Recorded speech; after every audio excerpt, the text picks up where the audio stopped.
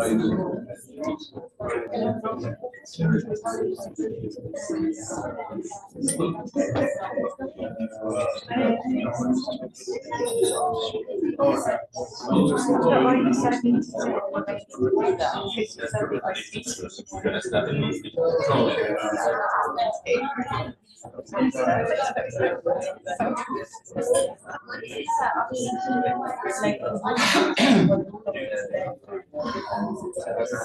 everyone, so we're going to start.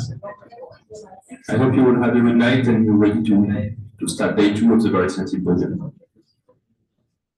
So this morning we're going to start by thinking together about sustainable service delivery and financing. And with us today we have Becky Manzou, who's Director of Meteorological Services, Department for Meteo Zimbabwe. Dieudonné Goudou, who's a Principal Climate Risk and Disaster Officer with the ClimDev Special Fund at the African Development Bank. And Asuman, who's Director General of the Ghana Meteorological. And Jerry Lengoasa, who's consultant, former Deputy Secretary General and Assistant Secretary General of the WMO, and former CEO also. And for Dieudonné Goudou, hopefully he can join online. He's having some trouble with password, but hopefully that's going to be solved soon. So, sustainable service delivery, that's not an easy one. You have many different levels in an MHS. Some still deliver just data, some are delivering a whole range of end-user focused services. And the key is to share experiences and to know how we can progress together on that topic, which is gaining stream worldwide in all MHSs to be able to deliver more value for the end users and to go more towards something which was before a bit more left to the private sector, providing the data and leaving them the services. So the aim of the session is to discuss practical approaches and innovations for financing and sustaining hydromet services, especially as MHSs expand their roles in climate services. So we're going to try to highlight innovative models for sustainable service financing, both on the service delivery side and more generally through different funding schemes. Explore the balance between public mandates and commercial opportunities, and share examples of cost recovery, of PPPs, and of climate finance access. So maybe to start with, we could try to share examples you might have, either in your med service or that you funded or that you observed of service delivery focused on specific end uses that you would like to share as successful experiences. I don't know if one of you want to start.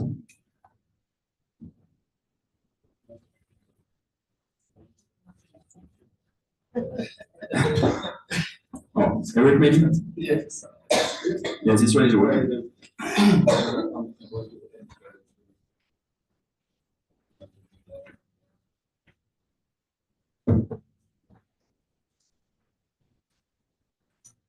Okay, good morning to everyone.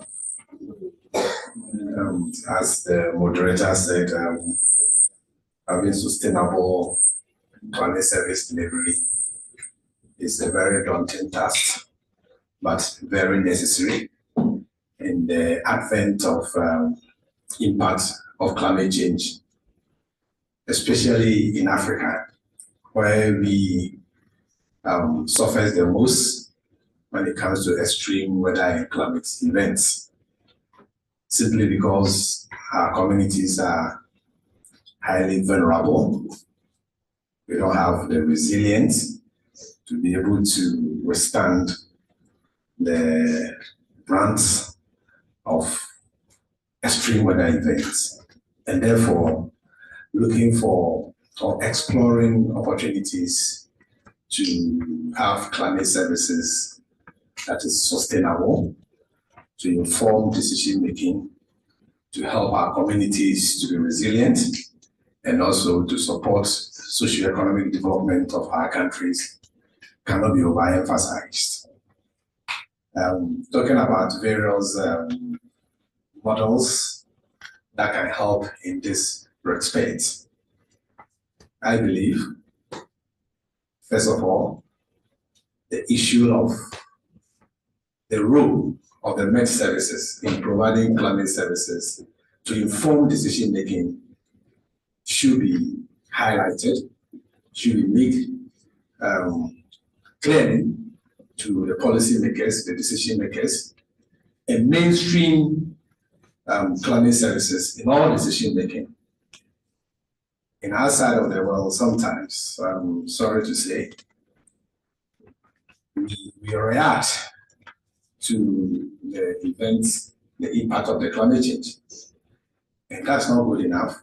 We need to look at preventive measures, preparedness, and response. Mostly the emphasis is put on the response, because sometimes politically it is right. You see the politicians giving freebies when an extreme event happens by sharing blankets, by sharing food, and everybody see that, hey, something is happening. But there is a lot of sense to give early warning that can prevent or reduce the impact of the ensuing event coming. There is a research that talks about for 24-hour early warning can lead to about 30% of the effect of the ensuing event. And therefore, that will save a lot of money.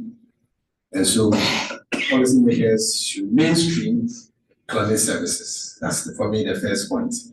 When that recognition comes out strongly, then it will lead to providing the necessary funding support to make sure that these climate services are timely, accurate, and actionable, and is used by both ordinary people, stakeholders, to ensure that we don't suffer the event happening.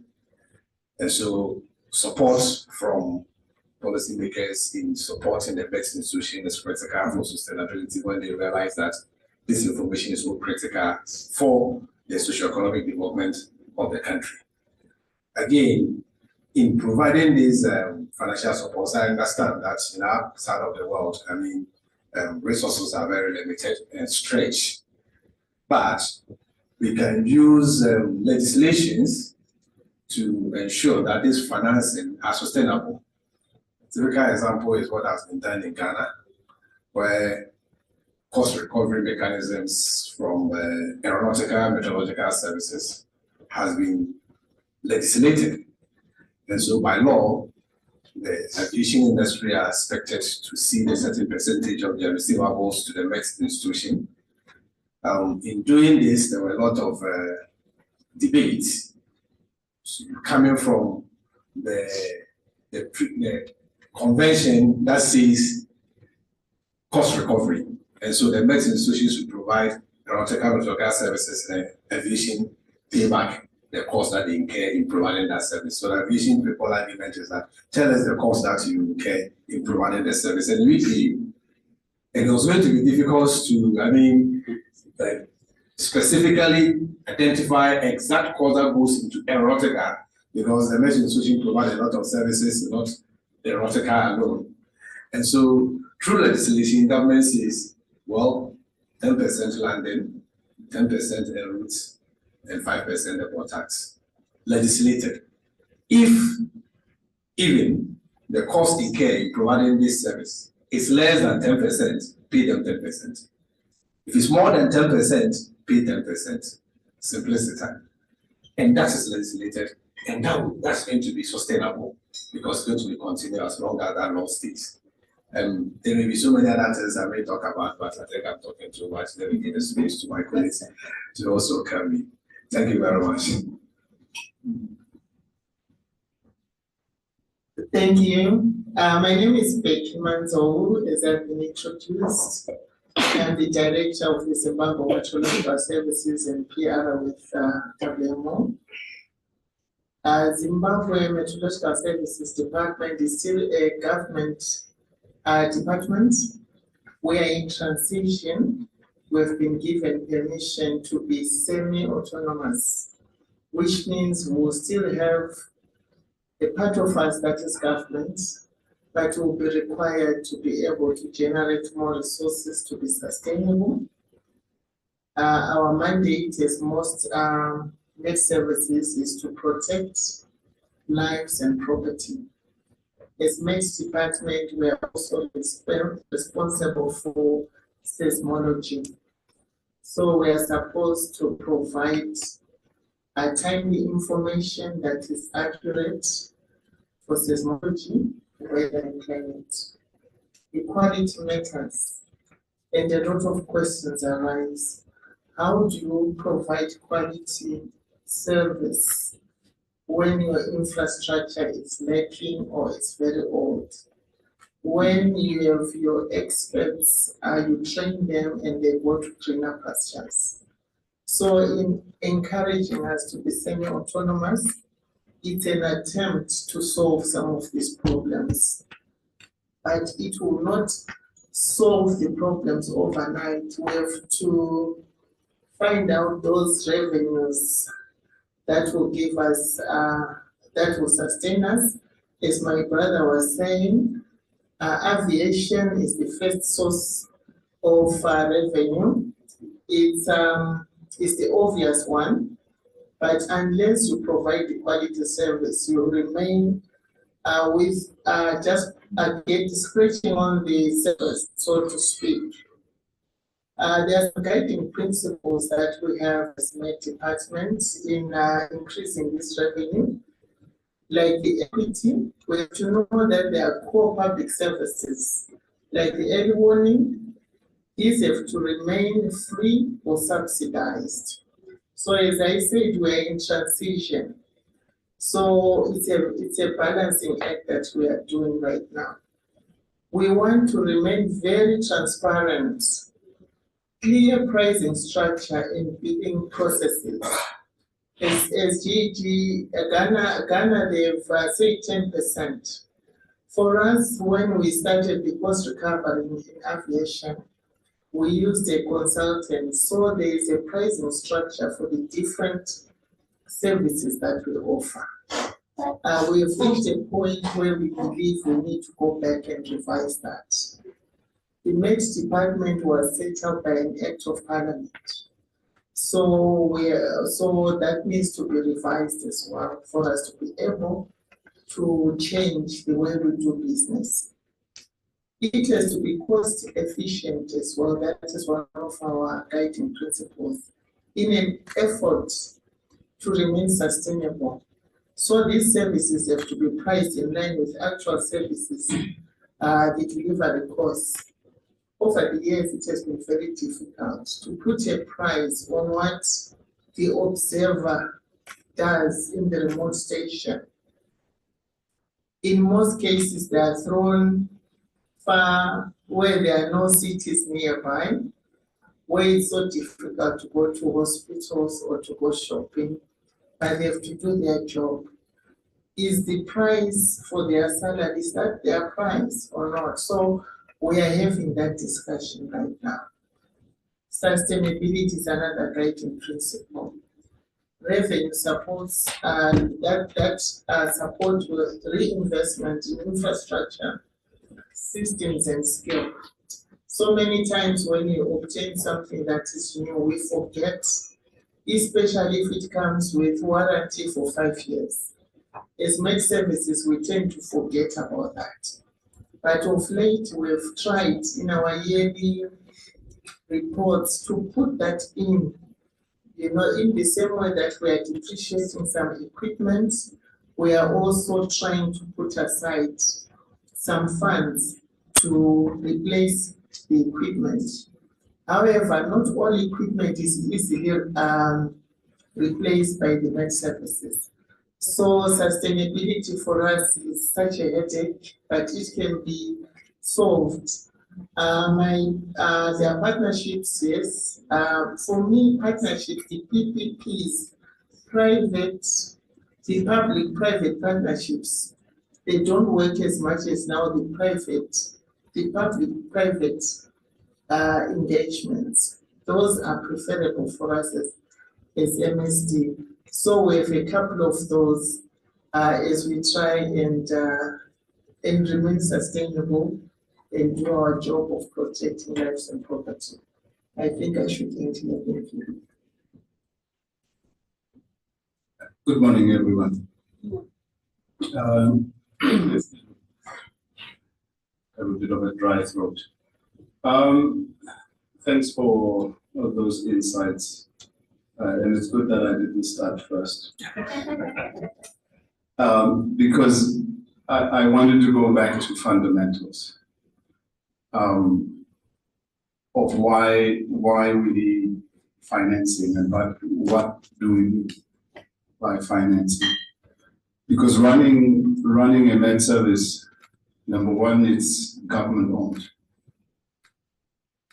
And the task of government is to provide services to its citizens. And the biggest constraint with that means financing that. And financing that often comes from a tax base. In a highly uncertain global context, fast changing policy environment, instability, coming out of COVID, some economies have not even recovered yet.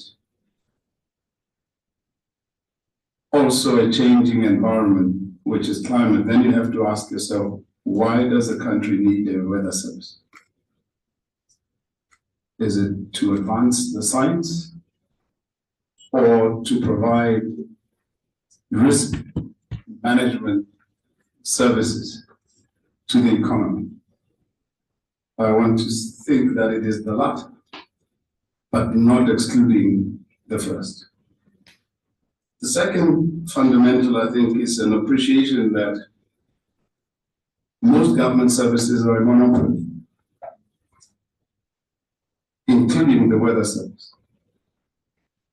It's a government monopoly funded by taxpayers to provide public goods. But the irony with public goods is that they are non-excludable.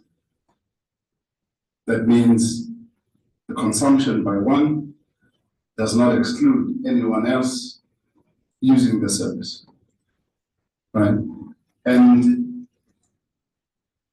that's a fundamental dilemma because whatever cost recovery measure you put in place,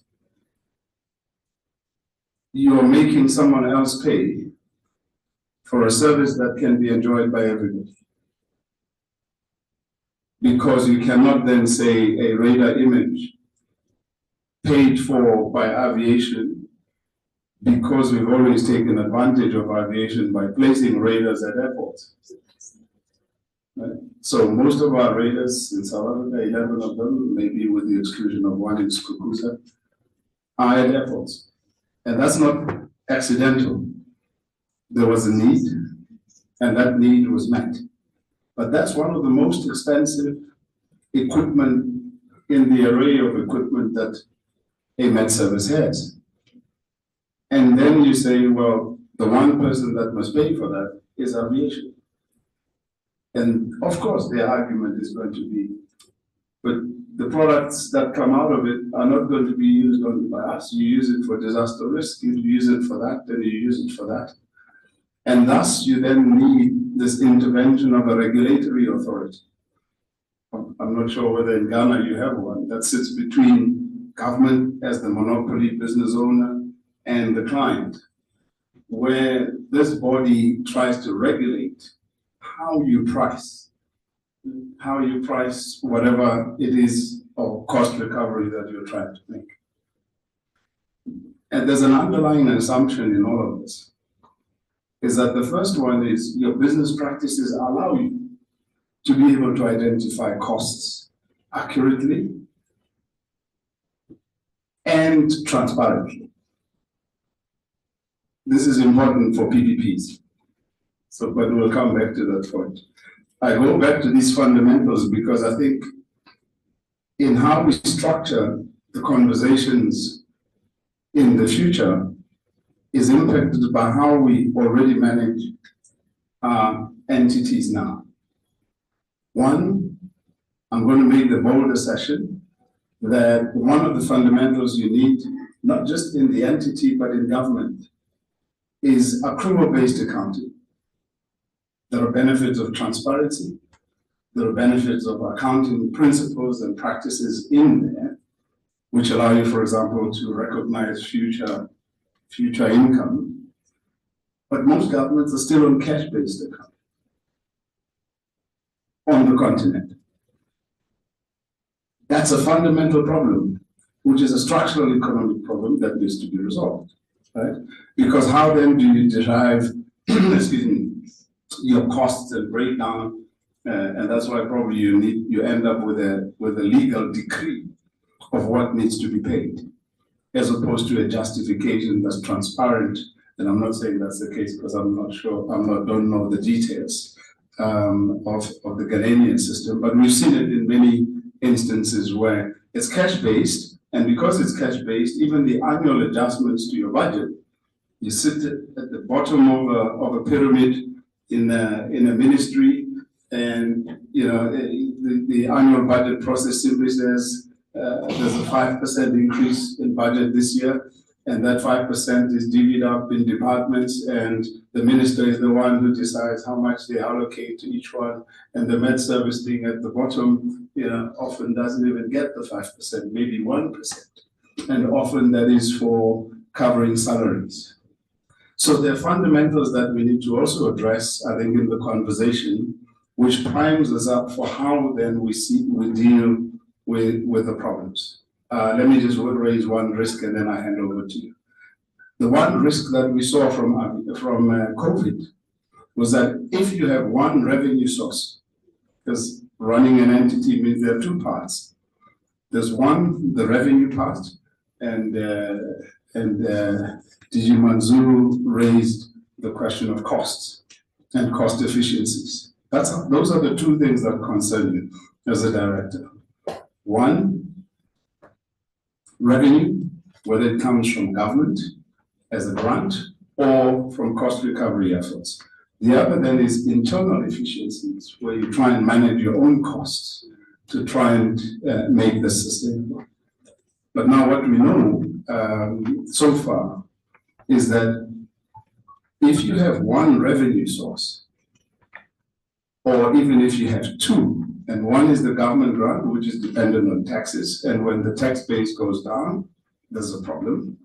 The second is dependence on one client, aviation, and we saw the consequences during COVID when no one was flying. All Met services that are dependent on that suffered. So the diversification of your portfolio becomes important as a risk mitigation. And in the age of AI, I think it raises a pertinent question, which is maybe leading up to your next point. Thank you very much for your intervention. And for, basically that's raising the way doing cost recovery and service delivery is quite challenging with so many of them, both on the side of legal, of being able to have the legal framework to be able to do it, on the question of cost, of evaluating the cost, or of defining the proper pricing, of having a larger portfolio than just the airport and just airlines as a customer. So on the challenges, that is the main challenges you see in the development of a cost recovery strategy. Are there other ones, maybe operational? And what would be your advice to an MHS who is starting on that path? So many Met services are still in the early stage of cost recovery. What would be your advice on how to proceed?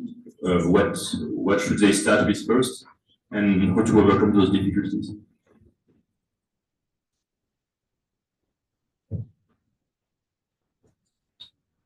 I don't know whether I got your question properly, but I got distracted a little, but that's okay.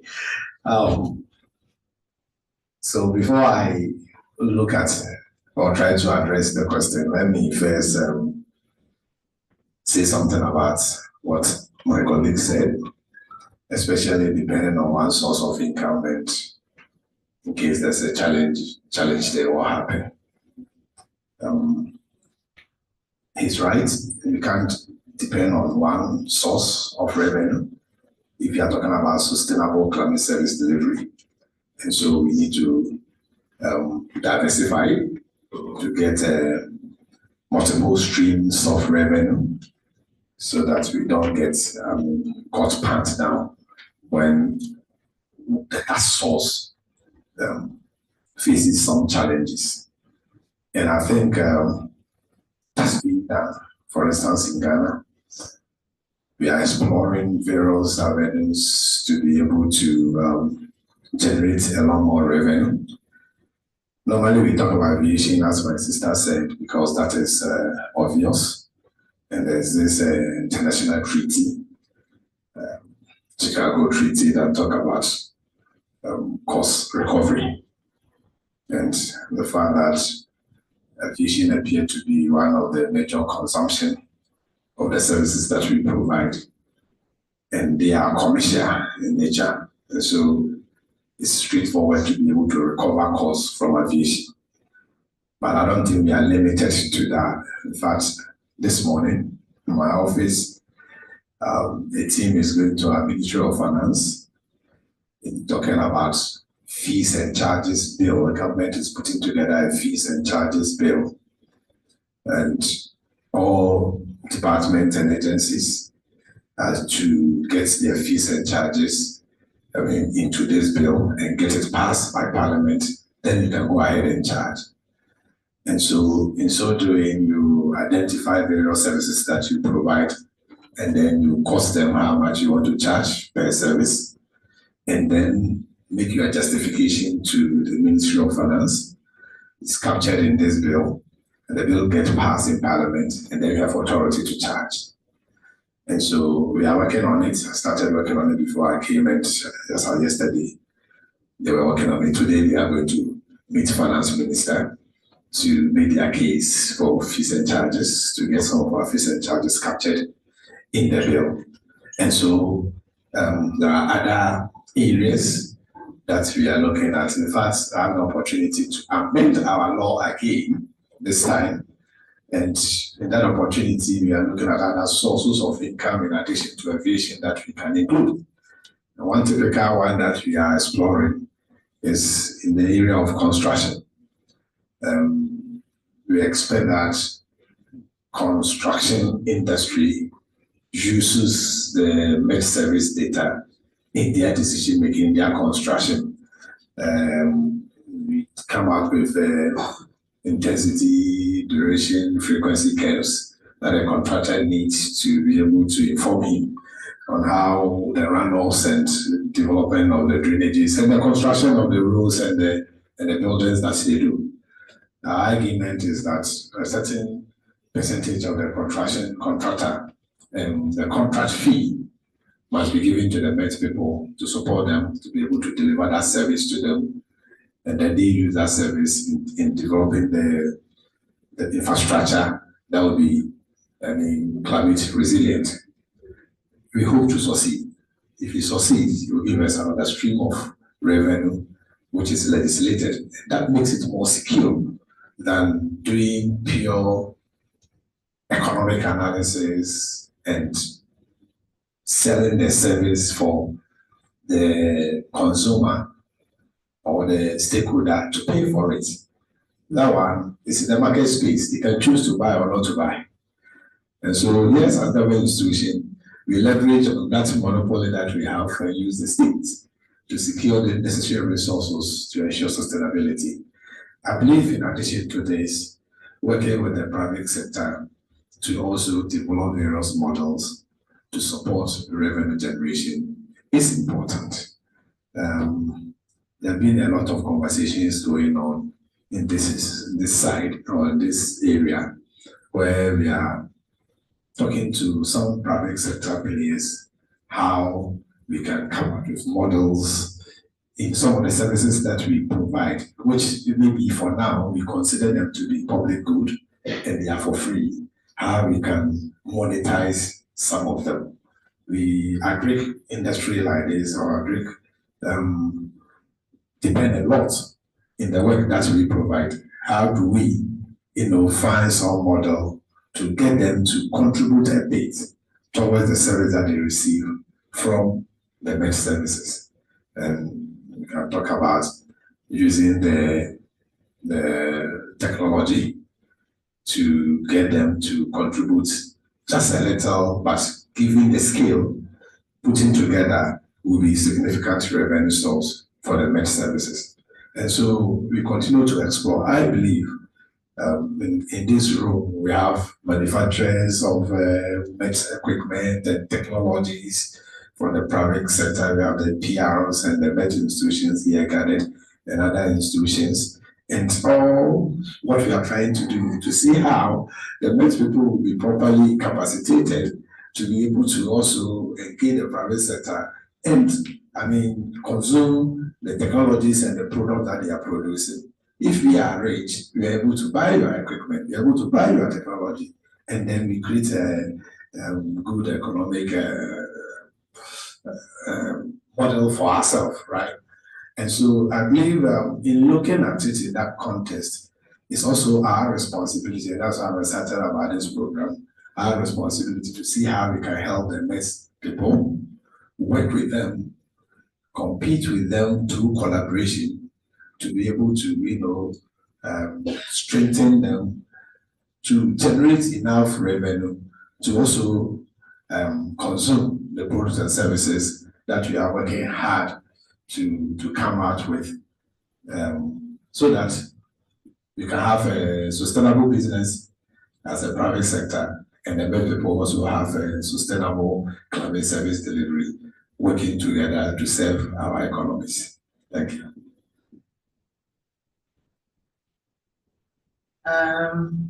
Thank you once again. For me, if I was to advise a new Met service, I'll simply tell them that by adopting a diversified cost recovery and user pay model, these Met services will enhance their financial sustainability, because it's all about how sustainable am I, and money makes the world go round, while continuing to fulfill their mandate to safeguard life, property, and economic activity through accurate and timely weather and climate information. So that diversification of cost recovery. Let's look at other sources besides aviation. There is so much that is happening around us. Some of the things are right in front of us. Remember now, most countries are saying that we should mainstream weather and climate in all aspects of life, which means whether you're talking of health, whether you're talking of tourism. So if we are going to mainstream that this is due to climate change, they realize that climate change is affecting our population. One of the easiest ways will be like, if I'm to mainstream weather and climate into your system, it means you should pay for it. Give me 0.01% of your yearly budget. Let's not get greedy. A legal will get us somewhere. And then you'll find that if Ministry of Health, for example, is getting 200 million a year, do your maths. What is 0.01% of that? It will get you somewhere. So in the end, you'll find that as Met services, when you do that to all the sectors, that you are mainstreaming weather and climate, even education, they will think, oh no, this is such a small fraction. In my country, they did that with the levy for COVID. Everyone, you found your pay slip, they were taking something for COVID. The same for HIV. And we thought, this is such a small amount, but we realized that it helped a lot. So let's diversify the cost recovery and still continue asking for payment for our services. But it should not be too much, otherwise people start complaining. We should do it so quietly, they won't know what it's really about. I thank you. Excuse me. Thank you very much. It's interesting examples. But going to your question on what advice would one offer a new med service on this path? Let's agree that our science is a first principles science. Right? So if you go to first principles thinking, where you distill the problem into its various parts and try and resolve each one of those, excuse me, probably the most infamous, if I may say, of current day thinkers that use that methodology and the spin-offs from that is Elon Musk. I only mention him because it's South African.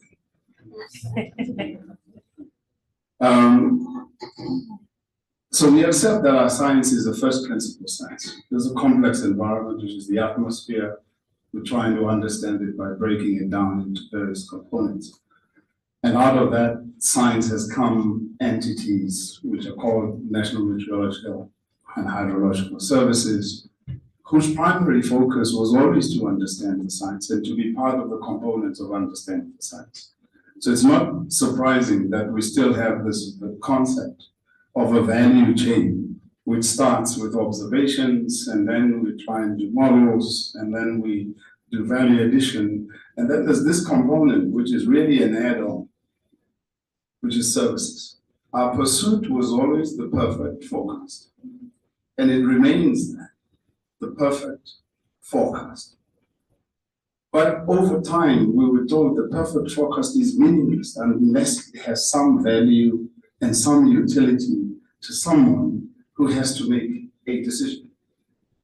Some decisions are non-significant, you might say, me deciding whether to wear a coat this morning or not. But for some, it's significant when their workers actually have to dress appropriately to come to work. Meaning, it has an economic impact. So if we go back to those fundamentals, I want to venture that in our community, the one aspect where we have not gone to first principles thinking is on the services. We still do not understand fully what is required of us by end users. A pilot, we understand his product as a TAF, right, or a WAF, so we have to give him some information. But he actually uses that information not on its own, right, but in combination with others. So it's an input into a rather complex process where he decides on other things, including the engines, the this and the that and the that. And from a service perspective, our perspective simply take the forecast, put it out there, and say, you use it as best as you can. So we have not gone to first principles thinking on services themselves. And one of the first principles is, do you understand who your client is and what they want from you? And then working back from that. So my contention with the new med service that goes is and don't restrict yourself, because you have this whole community out there where you know, whether it's a golfer, a fisherman, or a courier company, or the parts of the economy that are dependent or impacted by any change in this phenomenon, whether it's good or bad. We say bad because it's an extreme event, but for some it's good, even if it's an extreme event. Whether it's sunshine because it's good, but for some it's bad, because of the economic activity that they undertake. So if we fundamentally understand what it is that they need, where they are, and how they actually need what they need, means that you can then reverse engineer the value chain. So you start on the end, you then look at your own business processes, whether you're able to meet that requirement. And if you are able to meet that requirement, then you go to the first part, which is how you innovate to meet that requirement. And where you are not able to do it, you look around and say, who else is able to do that? Is it the private sector? So someone who services golf clubs with lightning information and the app, etc., doesn't have to be me in that service.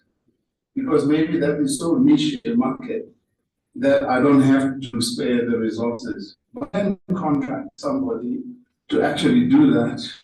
They get the data from me and I get revenue, and we do a revenue sharing. That's the level of PPP. But you can only innovate when you understand what that requirement is. For most of us, we've always followed the traditional route. I have the perfect forecast. I spray it out there and I pray that it hits something.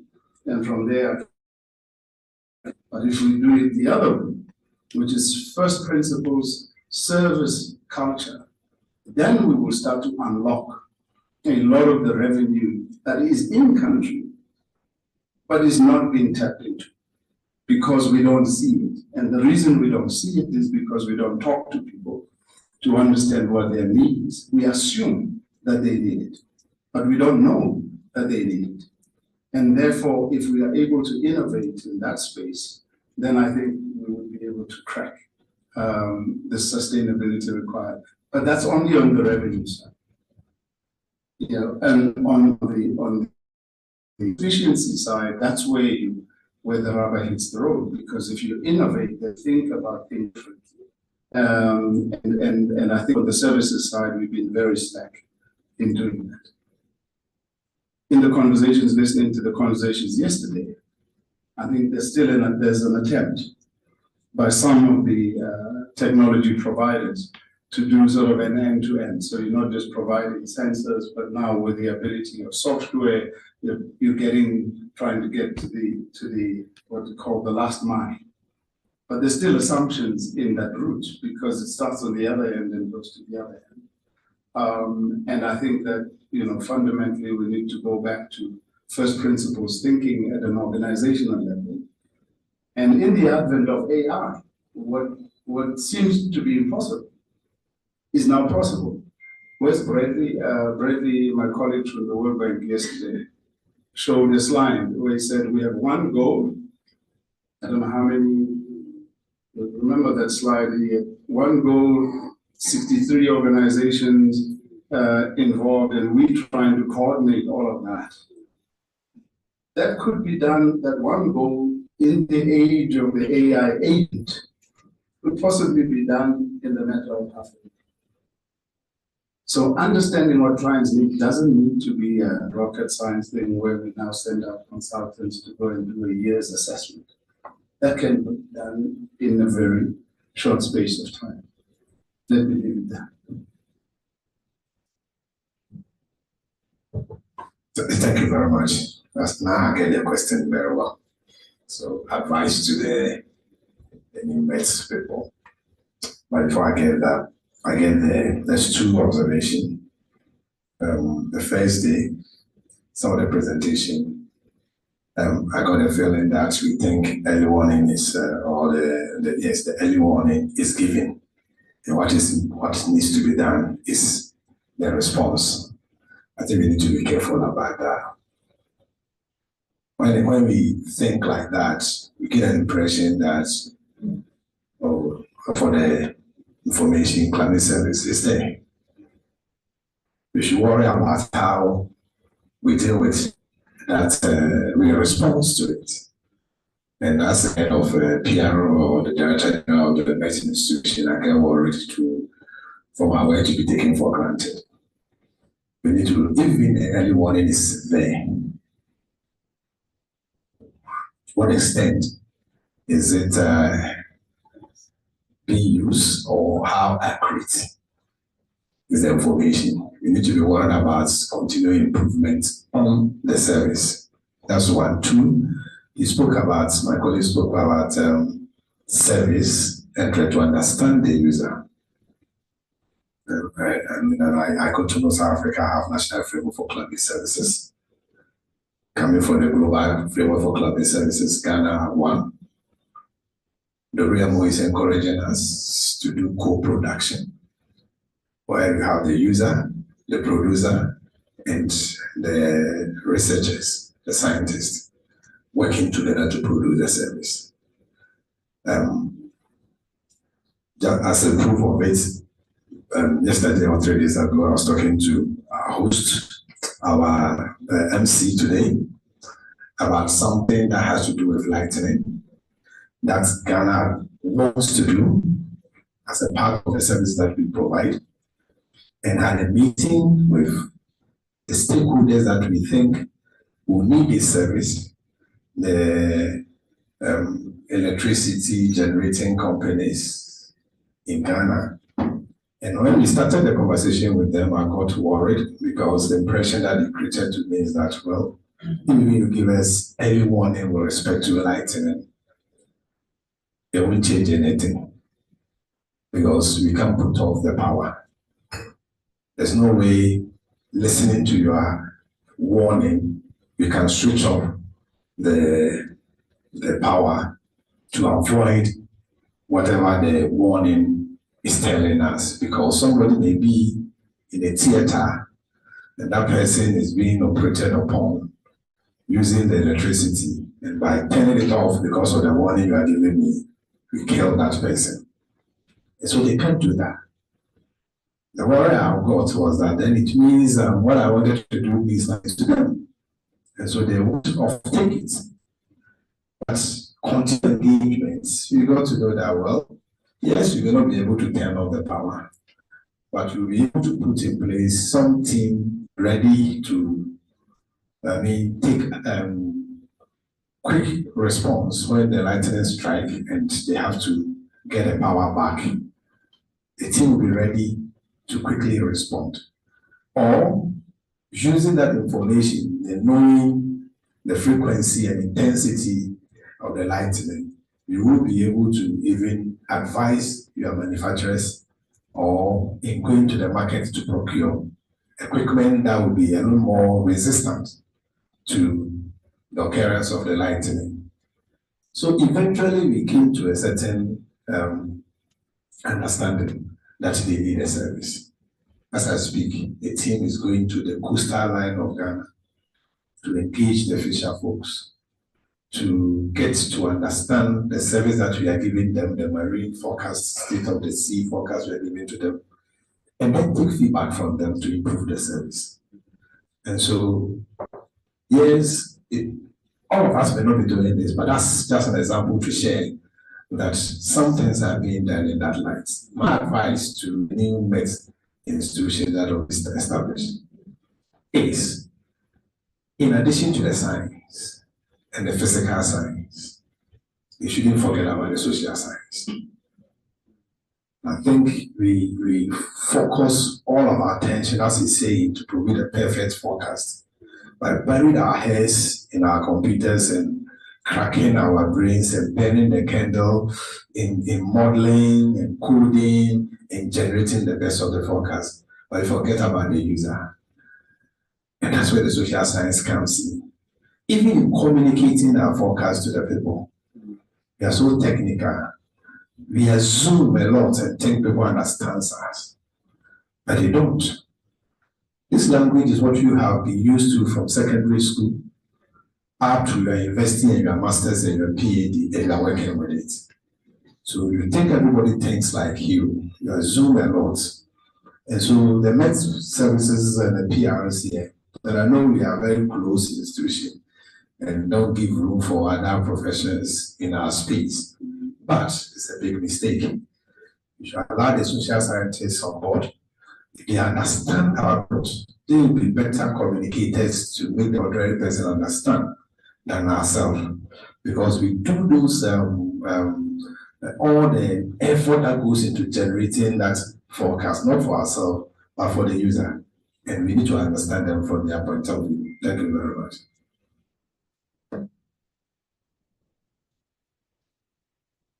Thank you very much for all these insights. And now we're going to take questions from the audience, if anyone wants to.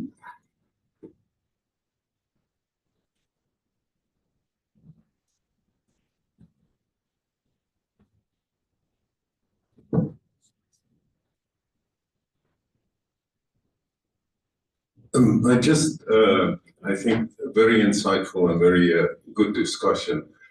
I think one of the most important parts, and I want to go back to what Jerry said, is products and services. What kind of products and how do we sell our products and how they are specific?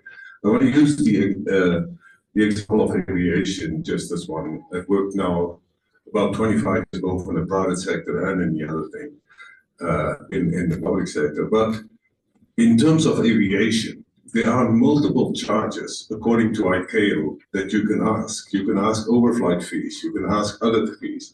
There are certain requirements Annex 3 ICAO in terms of meteorological watch officers, where you provide SIGMETs, airmets. We've just been putting up an MWO in the Bahamas. All those charges directly are separated between the weather services, the meteorological services, other services. So you work together with your regulatory agencies in the country and the operational, the ATNSs that are working in your country. And if you separate out those courses in both in the Bahamas and in some other places, we have a private private industry working with government in helping them doing those things. And as you set up these kind of things, you could provide products. There are minimum products that are required by the ICAO Annex 3, but you can do additional products. One of the examples we are using there is additional products for the airlines, where we identify for transoceanic flights or flights in convective areas, where they can see an hour in advance what kind of convection they're going to encounter, how they can bypass it. In addition to that comes up the carbon credit type of things, carbon credits in aviation. All these things are important. And so there are additional products which not only ICAO would like to have and which goes in there, but the airlines. We are working with Copa Airlines, which flies Central America. So there are many fees, and I think it is important to understand and have an agreement at the national level between these different agencies, talk about these agencies, because that money should come directly to you. Just saying, okay, I provide a service, and now I'm charging aviation for this. But ICAO has a very well-defined cost, a breakdown structure, which you can use, which exactly goes into what you invest. Your radars goes in there, all your instruments goes in there. And my suggestion is really working together with private industry. Starting, I think, is the best way to do this, in my experience, in terms of helping. Because private industry is very good in terms of marketing. Even in the Bahamas, many of these things we can market tourism, market to other agencies, but very specific products and the services, not just the general forecast, but people want very specific, and the devil is in the details. But if you can provide what details they need, and those details, that's where you can do cost recovery. I just wanted to use this example because it was amazing to find out what ICAO and what type of charges you can do and how those breakdown of those charges work. So we are in the process of doing that.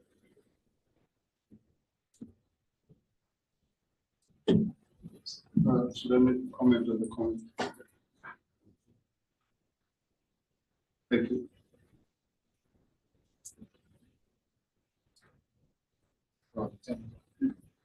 Oh, thank you very much for that, Rudolph.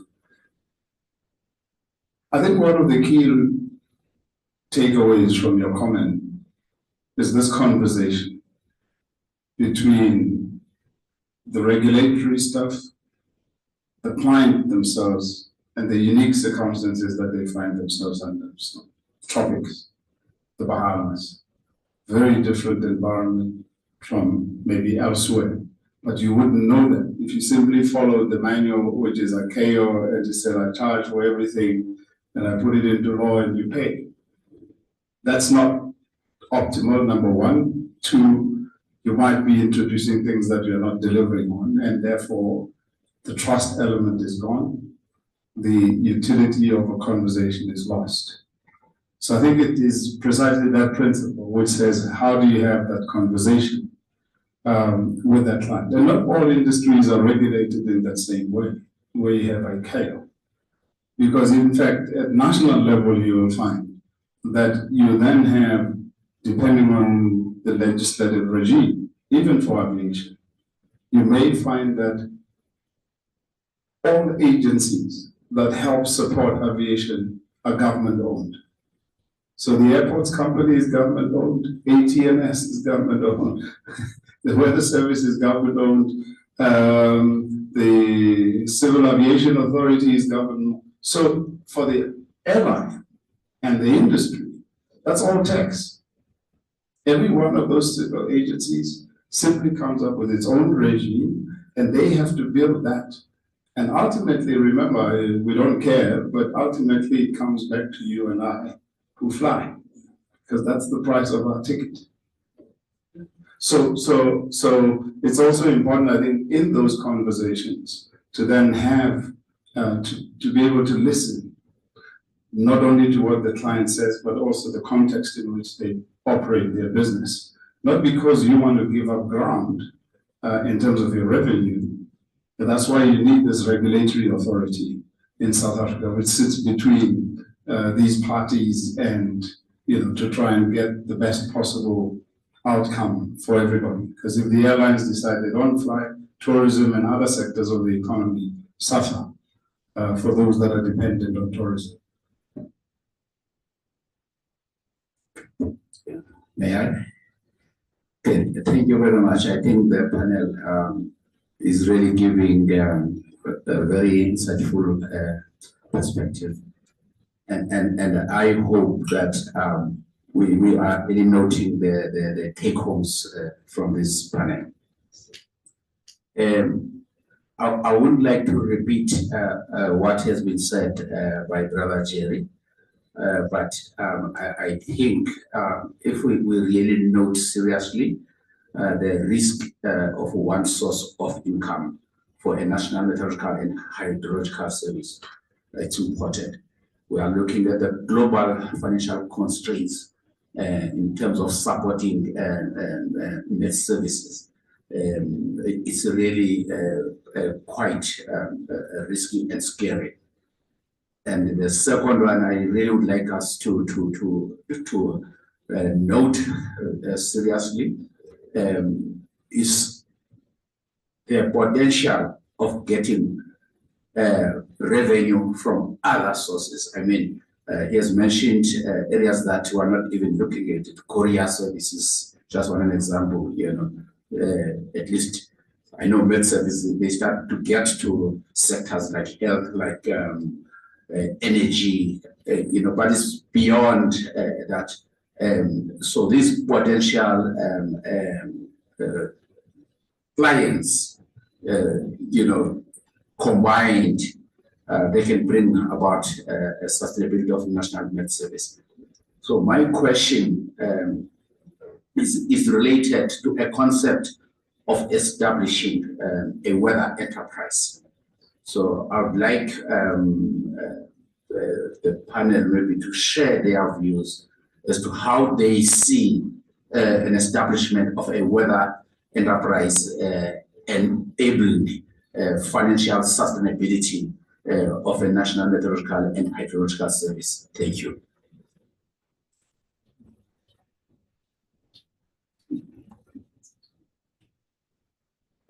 Yeah, maybe let's take another question or everybody takes over. Okay, just from my side, thank you for the panel, for your insights and also the questions. I think also, and I think it has been mentioned during the discussions that, I mean, weather services are government funded. and governments are run by ministries. And the question I would put forward is how well informed or how well is our advocating to our government departments the fact of the worth of the weather service to the country. And this brings me to the socio-economic benefit of weather and hydrological services to the country. In most of the countries, such a parameter or such a indicator has not been developed. It's only within your most advanced med services that such figures, your return on investment is available. And I think such a socioeconomic benefit study would indicate to our decision makers in government what for every dollar, for every euro or rand you invest, you get a certain amount back. And usually those return on investments are quite extensive. And they need to grasp that concept of the investment into a med service. Probably South Africa is unique in the sense that with all the disasters that we've suffered the past couple of years, the government grant is for med services are cut. But for me, that is a misunderstanding of what the issues are. And I think that should be a first point of departure for a new med service to also look at. Another aspect of a new med service, in my view, is look carefully at your government contract with government that you enter into. I think, Jerry, I think we've mentioned it previously, because a med service can be the victim of its own success. What I mean is, despite budget cuts, we are trying as a med service to deliver on the same level as we have delivered before. And I think there needs to be consequences built into government cuts. And I don't want to put forward, it's a tit for tat concept that you cannot, with ministries, we are at the bottom level of negotiation power, perhaps. But that is something that needs to be looked at, is that whenever budgets are cut, we need to look at what services can't we provide anymore. Because that is a reality. We are, as a med service, trying to do more than what we are, sometimes our mandate suggests. Thank you.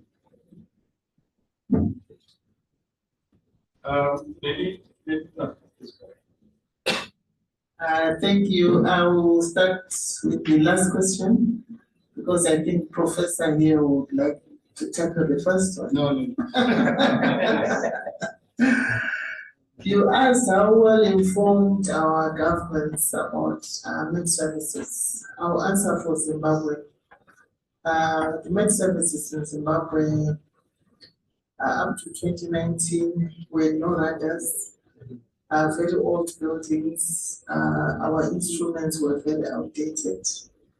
It took Tropical Cyclone Idai in 2019, which was a wake-up call for us, where we found that the rainfall was so much so that the rain gauges were they were full and overflowing, and the observers could not go outside in Chimanimani where it hit us hard, because most of the houses were taken away by the floods. It's a mountainous area, but you found there was no settlement whatsoever. This is a disaster which had never happened in Zimbabwe. Up to today, we still have some missing people. It was terrible. We were not prepared. As director, all you could do is just cry. When we were giving focus power cuts, we were supposed to give an alert. We had prepared it and everything, but we couldn't send it out. No power, no radio, no TV. And then things started happening in our Eastern District. So a lot of the sectors got together, the university, the NGOs, the UN, they rushed to the area. As Met Services, we had only one car. We couldn't be there. So our provincial officer was able to go on the spot, but he couldn't give focus. They were coming from Harare, 300 kilometers away. I can paint this story. So it was a wake-up call for the government. When they made a call for what we needed to recover as a nation, we needed $300 million US. As Met Services, we needed 30 million. So for us, the math is always very clear, it's 1 to 10. So we've always used that 1 to 10, as Met Services. So now they are very aware of the Met Service. So much so that since 2019, we received quite a lot for our infrastructure. When the call came out to help us after he died, as for various political reasons or whatever, we didn't get much. As Met Services, I got $0. So the government then decided to invest in 5 radars. That was from the coffers of the government. And we were to replace most of our automatic weather stations. So they then decided to modernize, automate all our first weather stations. We also removed all the mercury instruments. This was purely from government. They bought a hydrogen generator and 1 upper air station. So we've been waiting for the international community to come and get it. So as Zimbabwe leaders, they woke up and they all agreed. Whenever we have a meeting, the prayer, like for DRR, we are the first ones to give the forecast. So we are the people who give the prayer. So in Zimbabwe, they always say, okay, the people who give prayer, can you start so that we can go on with the business of the day? So for us, our lemons tend to be lemonade. And the government is very aware of Met Services and our needs. So we are fortunate that it turned out to be good for us. I pray that as the years go on, they will not forget that, because of Idai, they still need to keep us well informed and well taken care of. By saying that, it doesn't mean that we are 100% taken care of. In comparison, our early warning for all the infrastructure is better than 30 years ago, is better than 5 years ago. But we still need a lot of capacity building, we still need a lot to come in. But if the same cyclone were to come today, we'll be in a better place. So that's what I mean. And for us, it's 30 million that we need compared to 300 million. Of the 30 million, so far they've invested 10 million. So there's still 20 million to come in for us to be the Met Service that we want to be. But then, if you buy your automatic weather station today, things are changing. You will need to replace it because technology is changing. So we have the basics and they need to be replaced to keep up with the times. So I think I'll end here. Thank you very much. The issue of weather enterprise. I think this conference give credence to that, where the public weather institutions, public sector can work together to address the needs of our communities and the citizens of our country to save life and property, and also sustain it by generating some revenue to keep the business going. And so some of us, we are all for it. It's the modalities that has to be put in place that needs to be win-win and understood by all the players. And I think that is the challenge, how to come out with the best model to engage the public and the private working together to address the needs of our stakeholders. Public sector may not have the expertise that the private sector may have, the financial resources that they have. And so working with us for us will be good, but it should be done in such a way that it's about building our capacities, as I use the word, capacitate the vet institution, working with them, not to take over from them. Sometimes that is our fear, that we may be overrun and then we lose our jobs. And so assure us that you work with us together to build our capacity to address the need of our users. Socio-economic benefits from the Met institution, very critical. I think 2 years ago I started this conversation from the Remo Congress, and I visited one of their stands that works on socio-economic development benefit of the Met services. And it was striking to me, and I was like, no, I need to do this in Ghana. We need to have a socio-economic benefit analysis of the Met institution.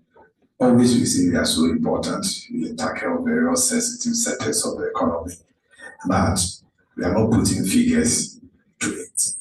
So I believe through this assessment, we will talk with science and with data to convince policymakers that if you don't capacity this institution, that's how much you stand to lose, as my sister indicated, and more happening in Zimbabwe. Just last year in Ghana, we have a very long dry spell at some point of the year. And it's affected the farming community so much so that government has to pump in a lot of money for food security. And when this thing happened, the Minister of Agric, the Minister, World Bank projects going on in the country, and the Met people met in a room. And the Minister of Agric was going to do a press conference that afternoon to respond to the dry spell that has happened. And in that meeting, he was telling us the pressure on him from his colleagues, what happened and why didn't they see it coming? And in that meeting, his strategy was going to put the blame on the Met service that we didn't tell him. In fact, he said it in the meeting that he's going to put the blame on us. But I was sitting next to him and I told him that, Honorable, you can't do that. And we told you in March, first March, we came out of our seasonal forecast. In the seasonal forecast, we give an indication that we're going to have a long dry spell.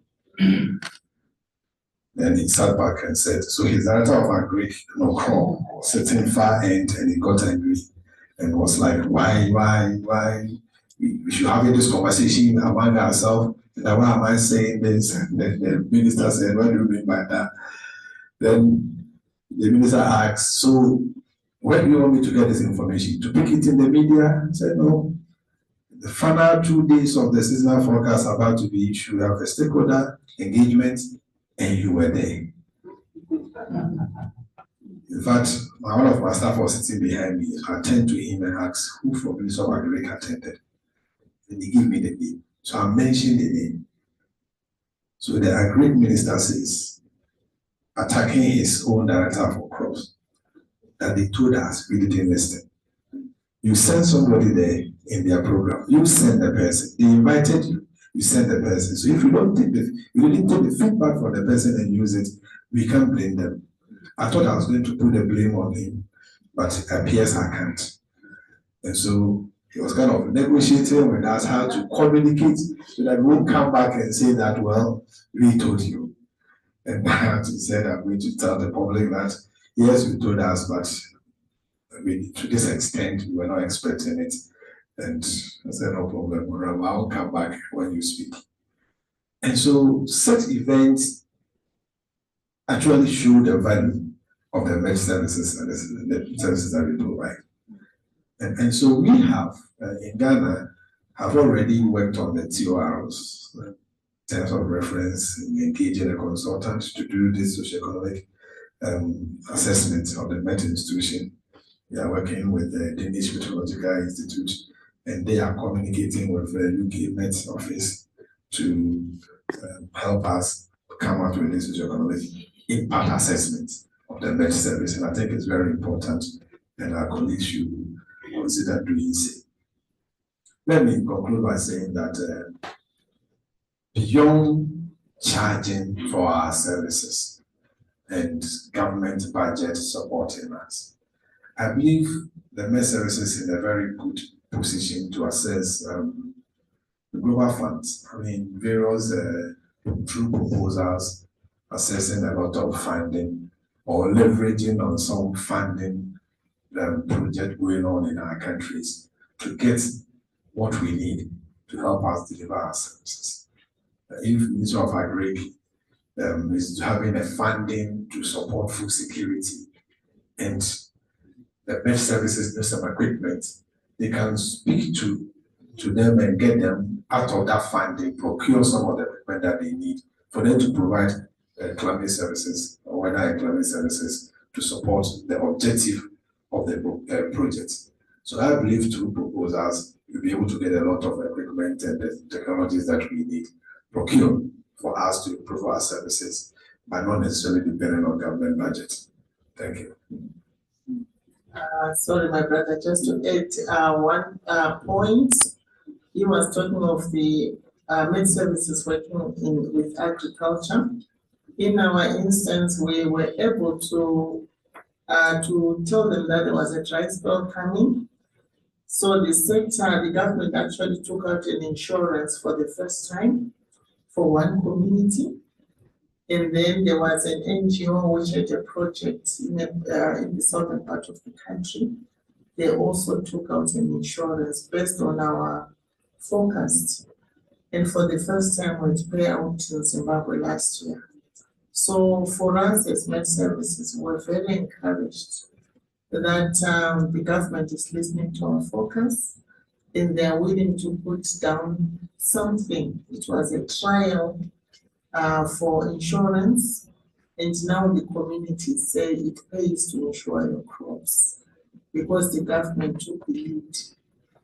As for working with agriculture and buying equipment or helping us as Med Services, in my country we do cloud seeding. There's still a lot of debate of its benefits, whether it's beneficial or not. But agriculture, seeing that they are the ones to benefit, we are having a meeting with them right now so that they take part of their budget and help the Med Services so that it is more effective, so that it goes to the 10 provinces. As Med Services, we're able to have 2 centers where we're launching the cloud seeding from, the northern part and the southern part, but they want it in all 10 provinces. So we are talking, give us part of your budget. They are saying no problem, give us the expertise. So I believe that it's work in progress that we can share about. Thank you. Exciting stuff. Yeah, let me try and be short. Because one of the things, I mean, just sitting in these conversations is also appreciating that some of the concepts that we introduced many years ago are getting traction. When we built the global framework for climate services, I was the Deputy Secretary General at the time. We took lessons learned from the weather service, introduction of the weather service as a concept in the WMO, and said what should be different about it. Of course, you're dealing with a very conservative environment. So in the end, it ended up with the same model, the value chain. You start with the observations, you come to this, you come to that. and then you end up with the services. So the only room that some of us who were innovating in that space had was to then introduce some of these concepts, such as the user interface program, which says you have conversations with people, the co-creation concept, and so forth. So it is encouraging to see that in parts of the world that has now got traction. The weather enterprise concept was one such. The WMO had the first open science conference on weather in Canada.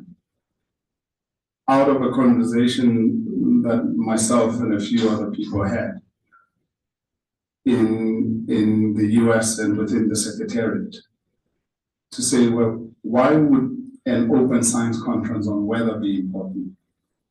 And the idea was, on the scientific side, we're making strides. The 10-day forecast is now a 15-day forecast. So numerical weather prediction, we're making progress. Sub-seasonal to seasonal scale, we're making some progress, though it was slow. So it was encouraging to see with the advent of AI that we're now making significant progress in addressing that question. Again, with the intent that the end user, I call them service beneficiaries because the end user suggests something else. These are service beneficiaries. They either pay or they're public good, but service beneficiaries have to make a decision.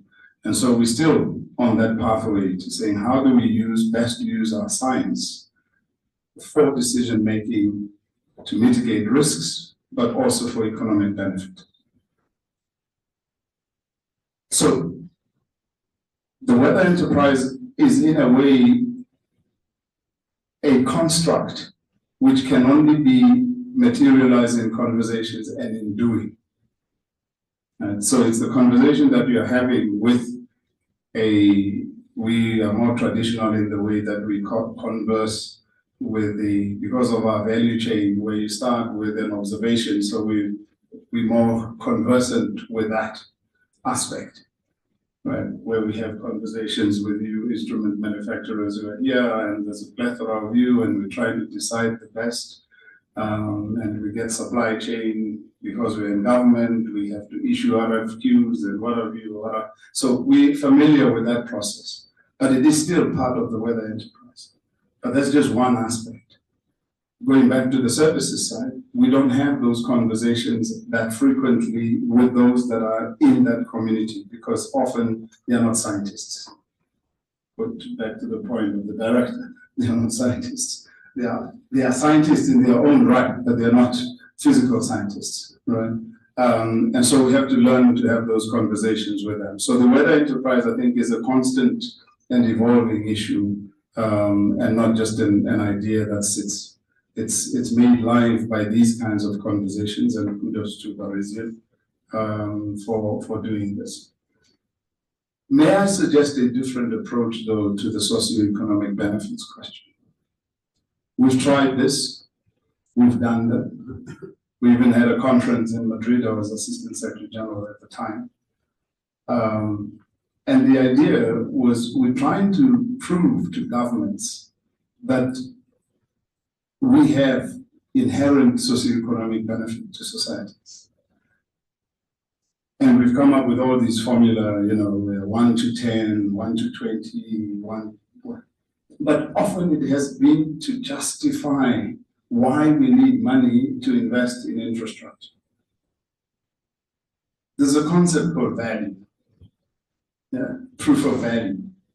And proof of value is not only your technology and your capability and how good I am with the best instruments, but it's rather, what is the value to society of having this information accessible to them? I'll use an anecdote. When I joined the Weather Service for the first time in South Africa in 2003, there was a hurricane, a tropical storm in the east. The Minister of Environment, under whom the Weather Service was falling, was intent on taking the portfolio committee. So our government, parliament, they break up Parliament into various portfolio committees, and those committees are providing oversight over the minister and the deputy and the departments and are the legislative wing. He had intention of taking that entire group of parliamentarians to Skukuza, to the Kruger Park in the east. We knew live that there was a tropical storm that was coming and it was heading east inland and actually was going to flood the Kruger Park. We then informed the minister that you cannot have your meeting in the Kruger Park. Because remember, this is now kudos for him. He's the Minister of Environment and Tourism. Now he's going to show the parliamentarians the cream of the crop in our tourism sector. And to now tell him 3 days before that you can't go and have your meeting there because it's going to be flooded. That was one thing. But what we did in the conversation with him in private was to then say, what is the cost implication of that? So no one flies there, no one has accommodation there. For the ministry, there's a financial benefit, right? Other than saving lives, but there's a financial benefit. And you can quantify, right, in real terms what that impact was of that decision. He wasn't happy with me because he now had to have a meeting in Cape Town. But nonetheless, the value of the weather service was demonstrated in real terms to a decision maker. And therefore, I want to say maybe our approach should be we start with value and then work our way back. So what is the value of the service? In other words, what is its impact on society? Not benefit, but impact on society. And we quantify that. And then you work backwards to innovation and changing your business processes and your models to get to where you actually want to be. And then just in conclusion, I think New Zealand is often cited as an example, as a success story of sort of revenue generation from government. But what it actually is was a service level agreements with different government departments who are beneficiaries of this service. And to the model about, Nico, your question, anti-service level agreement with the department, where you say, if we fail to provide the level of intelligence that you require for the economy, we should have penalties, and that means either a grant comes down or the CEO is fined. If we succeed and we exceed those expectations, then there should be incentives. We get a higher level of grant. It's risky, nevertheless it's transparent and open and commits you to delivering certain quality of service to government.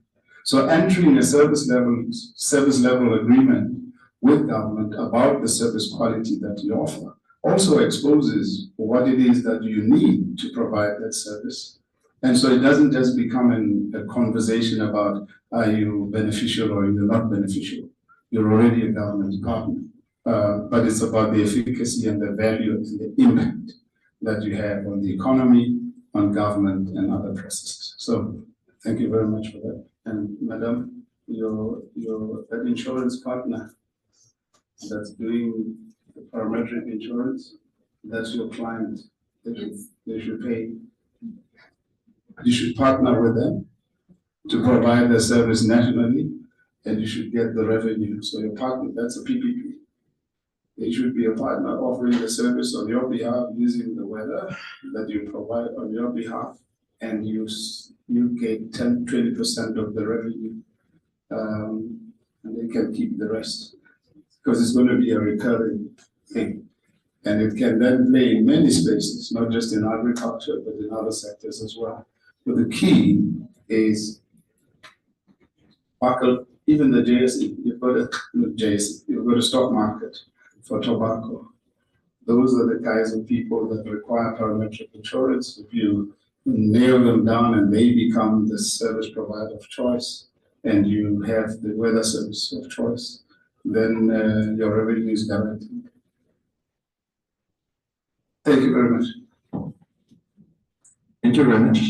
So it's time to wrap up for the questions, but I'm sure all the insights shared this morning will spark many many interesting conversations. And this afternoon there will be roundtables also on these topics, so don't hesitate to join them.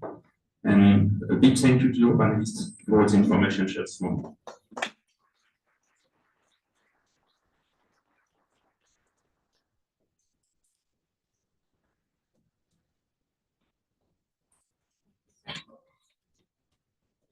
So much to Solal as well for moderating.